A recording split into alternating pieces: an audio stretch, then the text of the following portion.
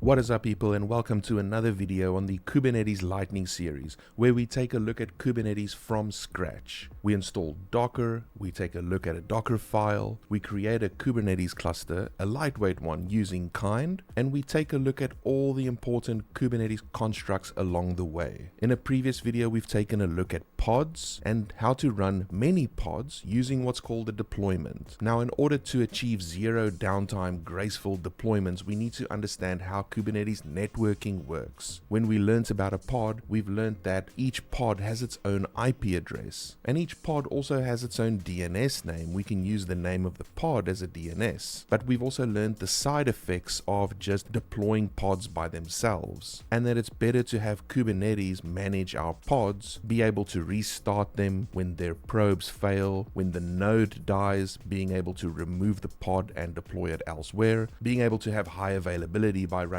multiple pods. And for this, we use what's called a deployment. Deployment allows us to do rolling graceful deployments. It allows us to scale up and down, and Kubernetes monitors what's called the actual state and tries to match it with the desired state that we define in a YAML file. Now, we've learned that each pod has a pod IP address, and when pods talk to each other, they can talk over IP addresses, so they can all reach each other within the cluster. Now, how do these IP addresses get managed? How do these DNS names get managed? And how do we manage the fact that we don't want to use IP addresses? You should never hard code IP addresses within your applications. When one application talks to another one, meaning one pod talks to another, you want to use DNS names, and you want to use DNS names that are relatively fixed, so they're not going to be changing all the time. Using pod names is not ideal because a pod name can change. Using IP addresses is not ideal because the IP addresses can change. So we need some kind of DNS that is static and fixed, so application A can talk to application B via a fixed endpoint, so we don't have to care about IP addresses. So this means we need some kind of service discovery, and as we learned in the previous video, if we have deployments, we can have multiple pods running behind that deployment. So we'll also want some form of load balancing to make sure traffic is evenly split among multiple pods. This is where Kubernetes services come in. Kubernetes services is the low-level TCP/UDP construct of networking. It's the fundamental component that defines the IP addresses and work out how source IP address traffic goes to destination IP addresses. Remember, in networking, you get multiple layers of the stack, of the networking stack. So it's always important to view Kubernetes services as this low-level TCP layer construct. Services mainly deal with process-to-process communication within a cluster, but it also allows slight permutations of this. It can also allow outside or external traffic into our cluster to a given process or a pod. And doing this, it can leverage a cloud provider's integration to spin up a load balancer with a public IP address. So traffic can hit public IPs coming from outside and land on a pod inside of your cluster. If we don't have load balancing capabilities, there's also another permutation of this called node port, where a service can actually expose a pod using the node's IP address. Some cloud provider allows you to give a public IP address to a virtual machine, or a node in this case. So we can have public traffic hit the IP address of a node and then land on a pod. So services form this fundamental networking construct. Although services allows load balancing, it's important not to mix up services with ingresses. I've covered ingresses on this channel, so check out the channel's video list and just search for ingress. It's important to understand that an ingress operates at a much higher network layer. So where services are TCP level, I don't remember the number, something like layer 3 or layer 4, ingresses generally operate on HTTP, a little bit higher on the stack, and I think it's something like layer 7 or layer 8. Ingresses are more for when you want to send traffic into your cluster via HTTP or HTTPS, and you have a domain name, and you may want to route based on URL path. It's often used for web applications, although it can manage TCP and raw UDP type of services as well. Ingress controllers allow us to build more rules around routing traffic to websites and web services and microservice applications. But for ingress controllers to work, they still rely on a Kubernetes service and generally use the type load balancer service. Now we'll take a look at the different types of services, but it's important to know that services are the fundamental construct that make up the network in Kubernetes, and it defines how one pod talks to another. So let's get a cluster up, let's do a deployment and take take a look at Kubernetes services. So without further ado,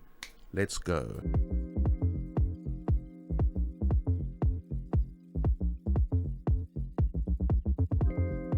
This video is brought to you by me. I wanted to give you an update on what's happening on the channel. If you've been following the socials, you'll know that I'm working on the Ultimate DevOps course. A course for people that want to start a career in DevOps from the beginning, that don't know where to start. DevOps is very complicated because it comprises of a lot of concepts and technologies from both dev and ops. So companies sort of expect you to know everything, all the way from writing code to build pipelines to testing, CI/CD, monitoring, observability, metrics, tracing, performance, serverless, data, AI, and it never ends. If you ask 10 professionals where to start, you'll get 10 different answers. And the tech giants are not helping you either. If you do an online search on where to start, you'll likely find that tech companies are trying to funnel you into a cloud certification. Certifications are okay, but I see it as a supplement, not a fundamental pillar. You're just being funneled to becoming a salesman for that cloud product. And for every problem a business has, you end up throwing another cloud product at the problem, which doesn't always solve the actual problem and creates more problems most of the time, whilst simultaneously increasing cloud cost. Over time, people have started lacking the fundamental skills to solve real-world problems in IT, like networking, TCP, troubleshooting HTTP, and server communication, how to diagnose errors, how to scale distributed systems effectively, how to use the command line, script, and automate, understand virtualization and servers, operating systems, Linux, Git and source control, performance engineering, utilizing open source, and optimize cost. All these layers underneath, which makes up a giant onion I'd like to call technology, and people struggle to peel away the layers. The Ultimate DevOps course is aimed at taking you back to the roots of IT engineering, each chapter covering topics that goes back to the time before cloud was popular, and each module taking you on a journey through an evolving roadmap, learning all the fundamentals so you can empower your career by making informed decisions on what you want to learn next. Check out marceldempers.dev/course for more information on the early access development of this course.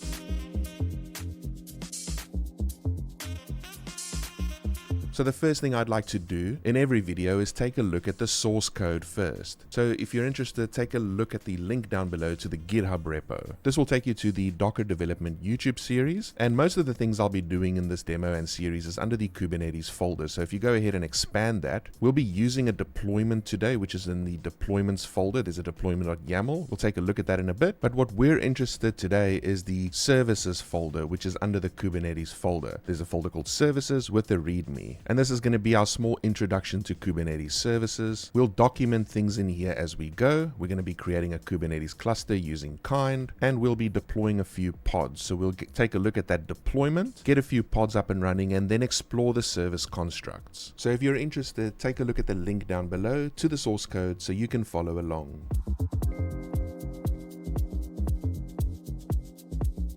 So firstly, what we'll be doing is creating a Kubernetes cluster. And for this, I'd like to use a utility called kind. Now, if you've been following the channel for some time, you'll know that I like to use a utility called kind when working on Kubernetes, especially when testing open source products, doing proof of concepts, and just working on Kubernetes in general. Kind is great because it supports everything that Kubernetes generally supports. So 99% of the things work. It's extremely fast to get a cluster up and running. You can run multiple clusters. I often run about 4 or 5 when I'm working on multiple projects. That means I don't have to run heavyweight virtual machines, and it runs on all operating systems. So to get this cluster up and running quickly, what we're going to do is we're going to say kind create cluster. I'm going to call this one services, and I'm going to run Kubernetes 1.30.1.1. Copy this command, then I'm going to jump into the terminal, paste it over there, and we'll be getting a cluster up and running within a few seconds. The cool thing with kind is as soon as your cluster is up and running, you can see it's all good, created, just took a few seconds. I can immediately test the cluster by saying kubectl get nodes. We can see it's not ready yet, so it's still starting up, but this is our one node Kubernetes cluster. And after a few more seconds, get nodes again. Now it's ready, good to go. Now to understand Kubernetes services and how it works and how these networking constructs work, what we're going to need is a couple of pods. In our previous video, we've taken a look at deployments. So if you're not familiar with deployments, check the link to the playlist down below. In the README guide over here, I'm going to deploy a few pods. So what I'm going to do is I'm just going to apply this YAML file. It's within the Kubernetes Kubernetes folder under deployments, and it's a deployments.yaml. Go ahead and copy this, go to the terminal, paste it right there, and you can see it will create this deployment called example deploy. And if you want to have a look at that, just check out the source code, go to Kubernetes folder, scroll down to deployments, there's a deployment YAML right here. And what this is just a very basic Python application. So kind is deployment, its name is example deploy. We're running 2 replicas here. Our strategy is just rolling update at this stage, and we'll make sure that there's always one pod up and running. And in here we've got one container, and this is our Python application that we've wrote many moons ago. It runs on port 5000, and just some resource requests and limits that we've used and checked out in other videos, and we've also explored configs and secrets in previous videos. So this is just a simple application where the container runs on port 5000. So we're going to be deploying this. We'll take a look at the pods that are running, their IP addresses and their ports, because this becomes really important if you want to know how to communicate between pods. If we go into one pod, how do we communicate with another one? What's the best way to do this? But ultimately, how does Kubernetes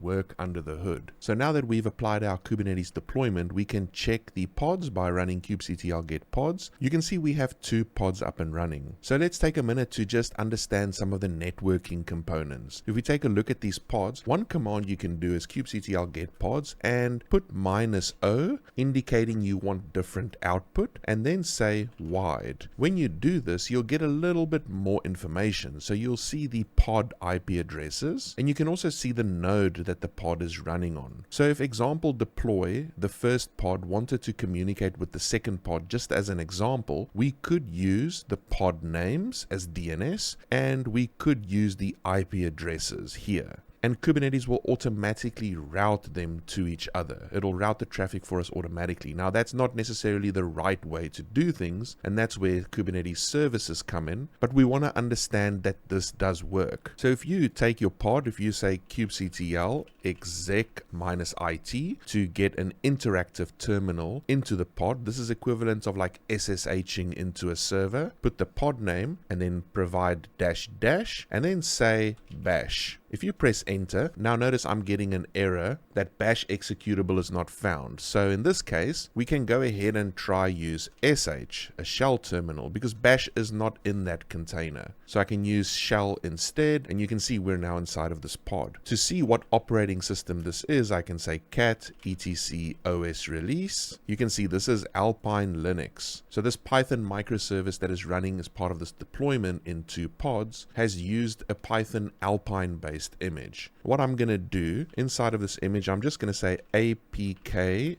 add, because that's the package manager for Alpine, and I'm just going to add curl. This is so I can make some network connections. Then what I'm going to do is I'm just going to quickly split the terminal, and I'm just going to quickly rerun that kubectl command with o-wide. So I've got the pod IP addresses and I've got the pod names. So what we can go ahead and do now is we can say curl http and paste the pod name. If you do this, you'll get connection refused. That is because by default, HTTP happens over port 80, and port 80 is connection refused. That's because port 80 is not actually open. We know that if we go ahead here and look at our deployment spec, we take a look at the container, we can see we're exposing port 5000. So if we want to talk to the pod, we're going to need to talk to its port that it's exposing. So I can just update my curl command to say I want to curl port 5000 instead, and there you go, we have hello world. So it is working. I can even try the other pod, 5000. I can also go ahead and grab one of the IP addresses of one of these pods and say curl http and curl the IP address on port 5000. So this is basically just curling network requests from pod to pod. But you can see that communication via pods using pod IPs work, as well as using the pod names. Pod names will provide DNS. Now this is not the right way to do it, because we know these pod names can change, and we know that these IP addresses can change. So what we'll want to do is create a service construct that point to these pods.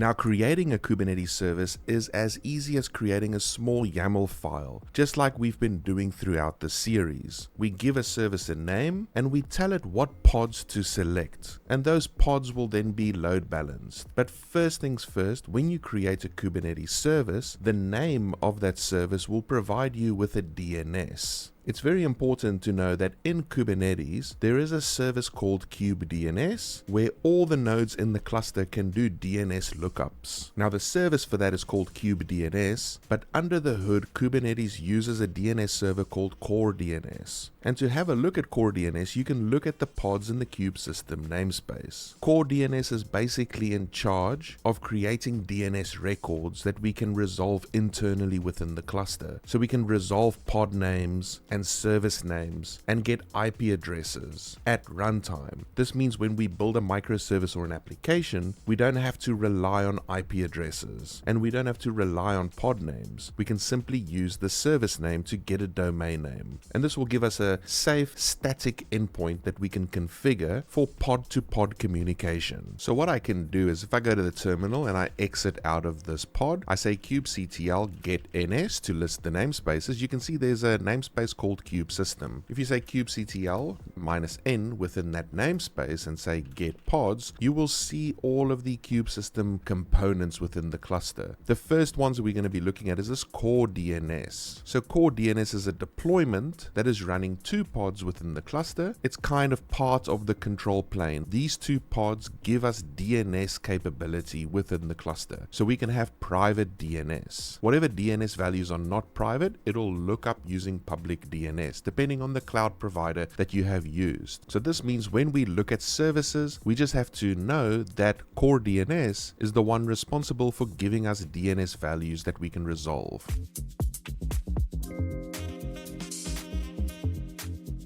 So let's take a look at what a Kubernetes service looks like. So in our source code, we have the Kubernetes folder, and in there we have a services folder. Alongside the README that we're looking at is a service.yaml. So I'm just going to go ahead and open this up and let's take a look at this. So just like any other object, we have API version, kind in this case is called a service, and then we have the same kind of metadata that we have on every Kubernetes object. We have name and labels. So we can label a service. Labeling stuff is really important in Kubernetes, as I mentioned before, because labels are used when other things need to select the object that we're creating. In this case, we're labeling our service with a key called app and a value called example app. This is more important when you start looking at ingresses and you want an ingress to be using a service. We'll take a look at ingresses in a future video, but just wanted to emphasize why labels are important. The other reason why labels are important is because we have under the service spec, we have a selector. The selector here is also a label selector. So this can select pods that have this app label on it where the value is equal to example app. If we take a look at our deployment and we take a look under spec template, we'll see metadata labels and we have app equals example app. So we learned in our deployment and pod video how to label our pods. So in this case, the pod that we deploy will have a label on it where app is equal to example app. And the way the service knows which pods to interact with is if we go to the service, it's basically this selector. So just something to watch out for, especially for misconfiguration. If you have a deployment with the wrong labels on the pods and they mismatch the selector on the service, you'll see a service without any endpoints, or it could have the wrong endpoints, and that's even worse. So always make sure you understand the concept of labels as well as these label selectors. So in our case, we have the service called example service, and it is selecting all the pods with app equals example app labels. So this service will sit in front of our deployment and load balance each of the pods. Now we'll cover this type in a little bit, but there are a few types of Kubernetes services, and the types just basically means how do we want to deal with the incoming traffic. That is all it means. If traffic comes to the service, how does it go to the service? Will it go via a load balance balancer from public internet? Will it go via a node's public IP address and port, or will it just be internal within the cluster, so traffic coming from another pod within the same cluster? For the sake of simplicity, what I'm going to do is I'm just going to remove the type here, and we'll rely on the default type, which is cluster IP. So the default type for Kubernetes service is just a service that allows pod-to-pod communication privately within the cluster. So deploying this will give us a DNS name called example-service, and if we resolve this Kubernetes service, we will get a service IP address. This is a special type of IP address that will use specific type of Linux routing technology to point to the pod IPs for our example deployment. So this example service called example service, if you resolve this name as a DNS name, you'll get a special service IP. And if you make a request to that service IP, it'll land on one of the pod IPs, basically hitting one of the pods. We'll take a look at in a bit how it does this, but that covers the IP addresses. We know to make a network call, we have to specify a port as well. That is why the service actually has a section that you can specify ports, and the ports is an array. We learned about arrays in our YAML video. If you're new to Kubernetes, check out the link to the playlist down below where we cover the basics of YAML. This is an array, and we can have multiple ports for a service. You can specify the protocol and then the name of the port, so you can actually give the port a specific name. It doesn't have to be called HTTP like this. It can be called HTTPS. You can give it kind of any name you like, and then a value. So you can see here for our example service, we provide port 80 and the target port is 5000 because we know our container listens on port 5000. Remember when we did that curl from pod to pod, we could talk to each pod using the container port. We couldn't go via port 80. In this case now, we'll be able to go via port 80. And there's a bunch of reasons why this port numbers are pretty cool. One reason is services allow you to sort of standardize and use the same port, because we know if you're running microservices, you could be running .NET, Golang, Node.js, Python-based Flask microservices, and it's very easy to run in a situation where all of these services and frameworks run on different ports. Some runtimes like to use port 8080, some like to use port 5000, some like to use port 8000. In this case, it doesn't matter. They can all use their own port as long as it's specified within the container port of the pod, but then you can standardize and make all the ports 80 for a Kubernetes service. That means developers that want to talk between services don't have to think about what port is exposed. They can just contact those pods using the service name and port 80, and automatically behind the scene the service will route to the container port that the developer has specified in the pod spec. That way for us, we can use example service port 80 and we can send traffic to there and it will arrive at port 5000, and we don't have to remember what port did we expose for what microservice. So it can help a bit with port standardization. The other reason why it's quite cool is because when you're running unprivileged containers, so you're not using root inside of the Docker image and you're running as a non-privileged, non-root user, you're technically not allowed to bind to a port lower than 1024. So you won't be able to use port 80 within a container if you're using an unprivileged user. Now you want to be trying to use unprivileged users as much as possible and not rely on root. So for this, in your Docker file, you want to switch to an unprivileged user. And in order to bind to a port, you need to use a port that's pretty high. So you can kind of standardize to a port like port 3000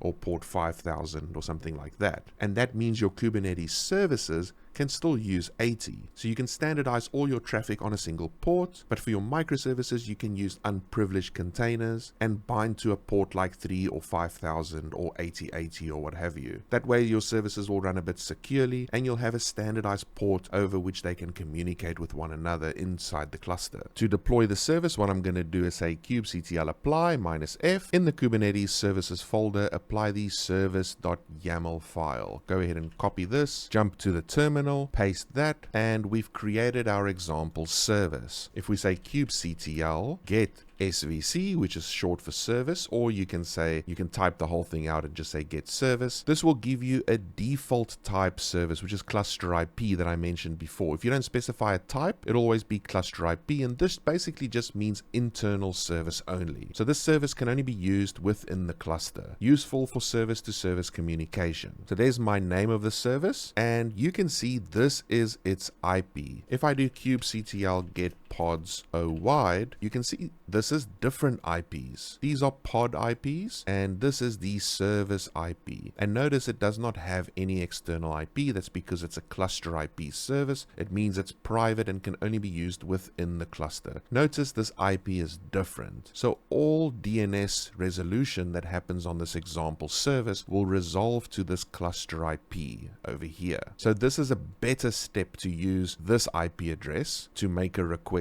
between pods. If I do kubectl exec -it, go into one of the pods as sh, hopefully we still have curl, which I do. I can then say curl http, and I can use the cluster IP over there. And this time I don't have to use 5000, I can use 80 because our port, as we specified, is 80. Go ahead and run that, and you can see we can hit the pods. So at this point, we're hitting one of the pods. So this is already an improvement on what we've done before. We're using now a fixed endpoint to talk and load balance to multiple pods. So if one pod is down, the traffic will go to the other pod. So this will give us a little bit more higher availability and less downtime. But this is still not good enough. We want to use a DNS name instead. So what we want to go ahead and do is say curl http, and we want to use the name of the service like this. You see, now we still hit that endpoint. Now core DNS in Kubernetes provides us with multiple DNS values. I'm not going to go into too much detail on this, but basically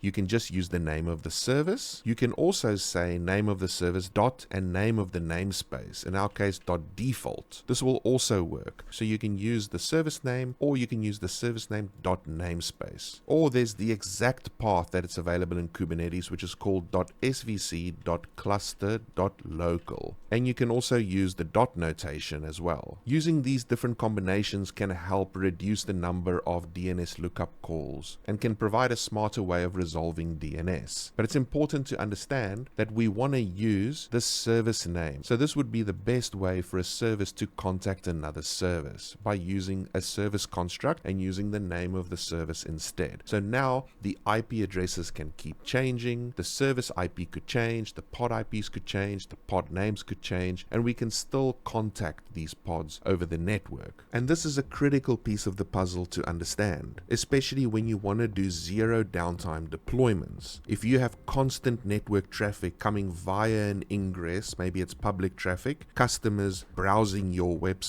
and you have constant traffic hitting a deployment or hitting those two pods, and you want to make a deployment and you want it to be graceful, you're going to need a Kubernetes service in the front. That is going to be the first step. And you want that service that's talking to your deployment to go via that Kubernetes service. If it's public traffic, it would be an ingress controller and an ingress rule that will be routing traffic to your service. This will give you load balancing capabilities between the two pods. So if I were to run a bash loop and do curl on this example service, I would be hitting each pod. Basically, it would be load balanced roughly 50-50% between the two pods. So I'll get load balancing, which means when I do deployments, if my application supports graceful deployments and my deployment is set up correctly and I have the right health and readiness probes, that means my application will be highly available. We can take a look at zero downtime deployments in a future video, but it's important to understand that you can't have zero downtime deployments without a correctly configured Kubernetes service in the front. So how does this load balancing work? Now, to understand how Kubernetes services work, I'll probably have to leave you with some homework that you can go ahead and read about some of these technologies. But conceptually, it is actually very simple. We've spoken earlier about the fact that Kubernetes uses low-level TCP Linux kernel level constructs to provide us with IP addresses for our pods, and these service constructs basically utilize these mechanisms to give us load balancing and routing. By default, when a process wants to make a network call to an IP address, it basically basically just goes to the operating system kernel, goes via the network card, and goes out to the destination. Now in Linux, there are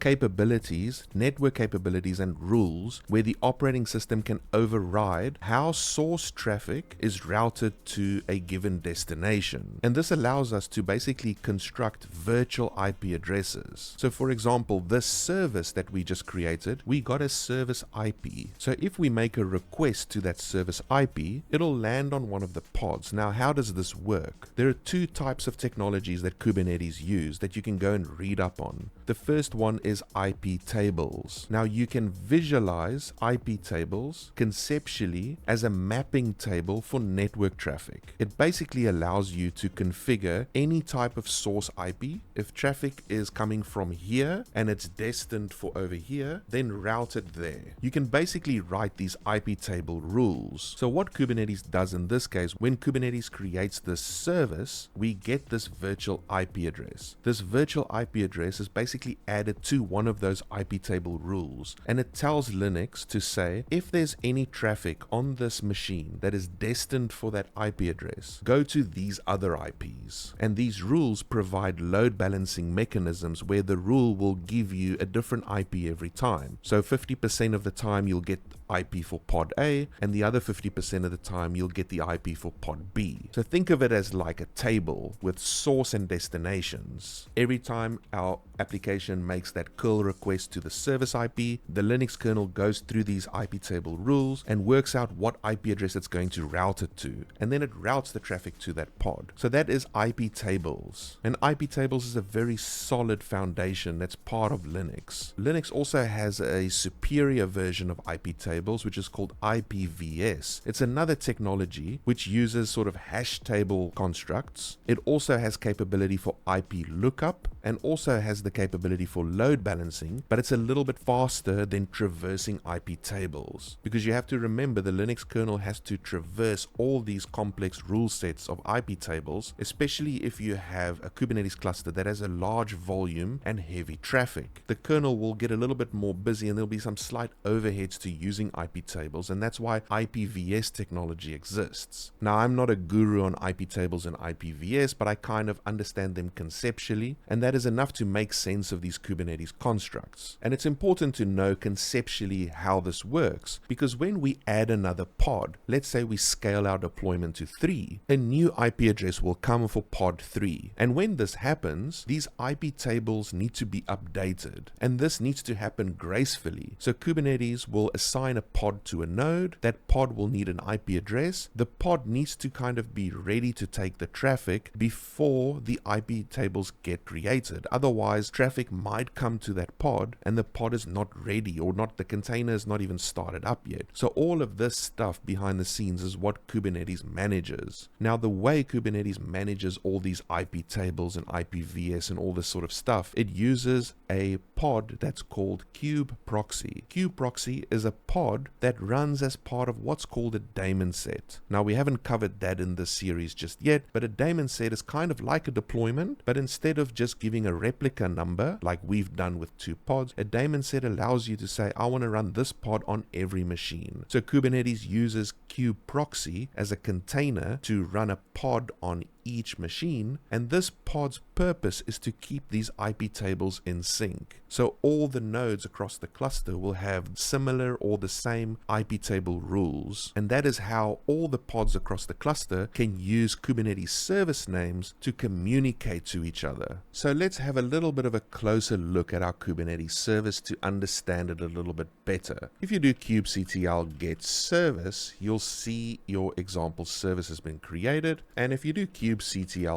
describe service and the name of the service, you'll get a little bit more information about the service. Now, this is useful in troubleshooting. If you're doing a curl to a service and you cannot connect to it, like connection refuse means you've got a port mapping wrong somewhere. Either the service port is wrong or the target container port is wrong. If you're having a DNS lookup issue on that service name, that means the service name you've used might be wrong. But another one to make sure is that selector matches with the two pods. And we know ours match, but the way you check that is by having a look at the service running kubectl describe. You got the name and namespace. You can see the labels over here. You can see the selector. Important to make sure the selector matches the pod labels. And if they match, what will happen is you'll get a list of endpoints down here. So you can see these are the pod IPs followed by the container ports that it mapped to. And that mapped correctly because we specified the target port here. So we said port 5000 is what we want to map to. So it's always important to make sure you have endpoints underneath here. And when you scale up the deployment, you'll see more endpoints will arise here. And these are the endpoints that Kubernetes will go and it'll configure these in IP tables on each node in your cluster. If you do kubectl in the kube system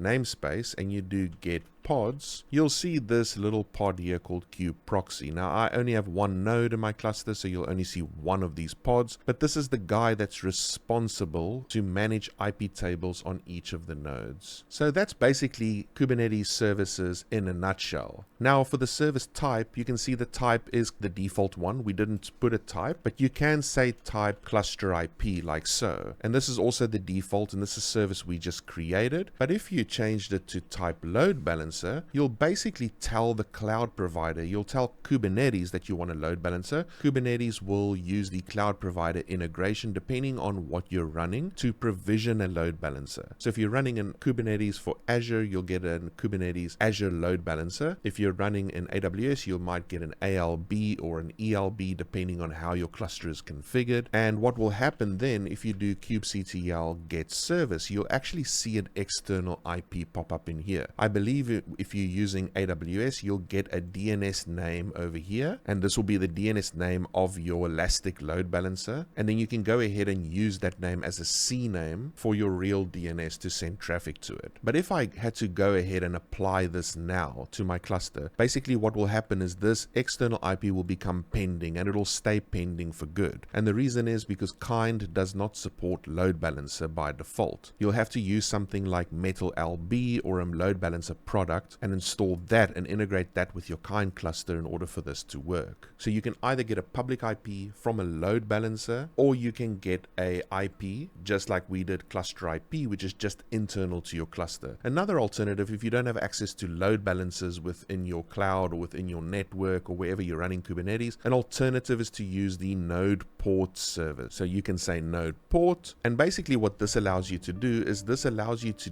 use the IP address for the node. There are very small, rare use cases why you would use node port. Generally, node port is not recommended because, as we know, nodes come and go. Nodes should be immutable, so you don't want to have node names or node IPs exposed publicly. You also don't want to make a node public. It's more secure to use a load balancer in that case. Also, node port services, I believe, can only support from port 30,000 and up. So there are some port restrictions around using node port services. But those are basically the main types of Kubernetes services. So that's a quick video covering the basics of Kubernetes services, service discovery, load balancing within your Kubernetes cluster. Now, if you liked the video, be sure to like and subscribe and hit the bell, and also check the description to the link for the Ultimate DevOps course so you can follow the progression of the course and when it's available. And if you'd like to support the channel even further, be sure to hit the join button down below and become a YouTube member. And as always, thanks for watching, and until next time,